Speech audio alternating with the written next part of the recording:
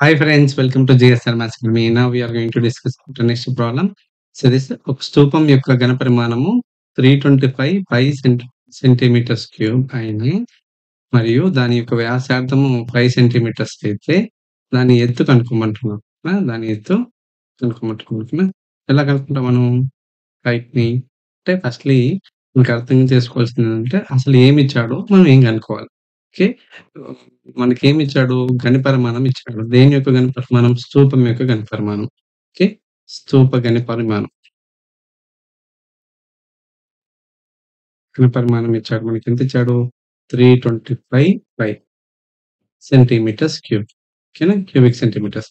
Next ఇంకేమిచ్చాడు? వ్యాసార్థం r = 5 centimetres అని ఇచ్చాడు.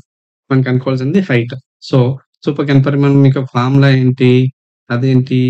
Formula that is pi r square h = 325 pi.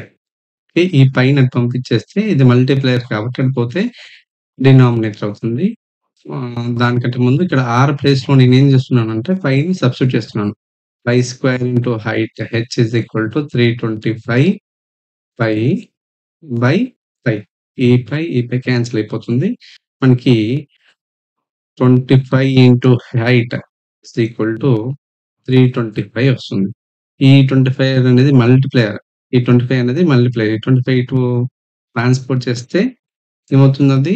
Denominator అవుతుంది. అంటే height h = 325 by 25. 25 1 the 25, 25 1 the 25. Out of 35, 25 subtracted means 7 left over.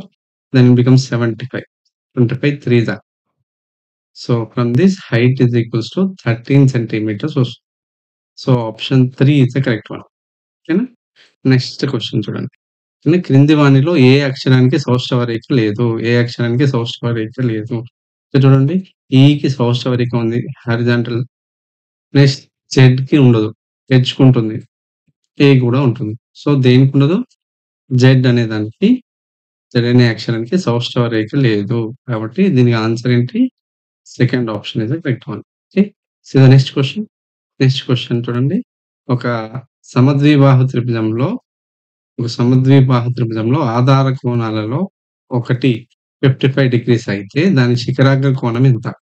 Okay. దీంట్లో concept అర్థం చేసుకోవాల్సింది. అసలు సమద్విబాహు త్రిభుజం అంటే ఏంటి? అంటే a triangle in which two sides are equal, then that triangle is known as an isosceles triangle. Okay.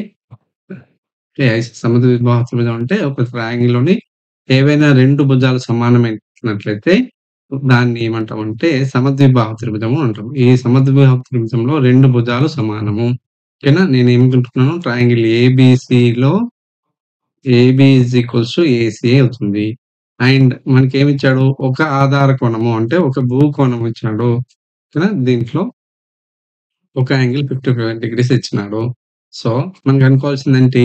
శిఖరాగ్ర కోణము అంటే యాంగిల్ ఏ కనుక్కోవాలి. యాంగిల్ ఏ వాల్యూ కనుక్కోవాలి. సో దానికోసం మనం ఏం యూజ్ చేయాలి అంటే మనకి ఐసోసెలస్ ట్రయాంగిల్‌లో అంటే సమద్విబాహు త్రిభుజంలో 2 సైడ్స్ ఈక్వల్ అయితే the angles which are opposite to equal sides are equal. అంటే ఏంటి? అంటే సమాన భుజాలకు అపోజిట్‌గా ఉన్న యాంగిల్స్ కూడా ఈక్వలే. అంటే ఏబీ = ఏసీ అయినట్లయితే సైడ్ ఏబీకి అపోజిట్ ఉన్న యాంగిల్ ఏంటి? Angle C. ఏసీకి అపోజిట్ ఉన్న యాంగిల్ ఏంటి? Angle B. Angle C = angle B. We already suppose that angle B is 55 degrees. అంటే వాడు ఇచ్చాడు కాబట్టి యాంగిల్ సి వాల్యూ కూడా 55 డిగ్రీస్ అవుతుంది. అంటే సమద్విబాహు త్రిభుజంలో ఆధార కోణాలు సమానంగా ఉంటాయి. అదొకటి గుర్తుపెట్టుకుంటే సరిపోతుంది. ఓకేనా? సో ఇప్పుడు మళ్ళీ మనం ఏం కనుక్కోవాలి? యాంగిల్ ఏ కనుక్కోవాలంటే మళ్ళీ మనం ఏం యూజ్ చేయాలి? మనము some of angles of triangles is 180 degrees. By using that concept we can write that angle A plus angle B plus angle C is equals to 180 degrees. From this angle A we don't know, let it write as simply. Next angle B we got it, we have given it the 55 degrees. Angle C we got it as a 55 degrees, that is equals to 180 degrees. Now 55 plus 55 110, and transposing this past to 110 to other hand we will get a minus 110. Means angle A is equals to 180 minus 110. That is equals to angle A is equal to 70 degrees. దీంట్లో first option అనేది correct answer అవుతుంది. ఓకేనా?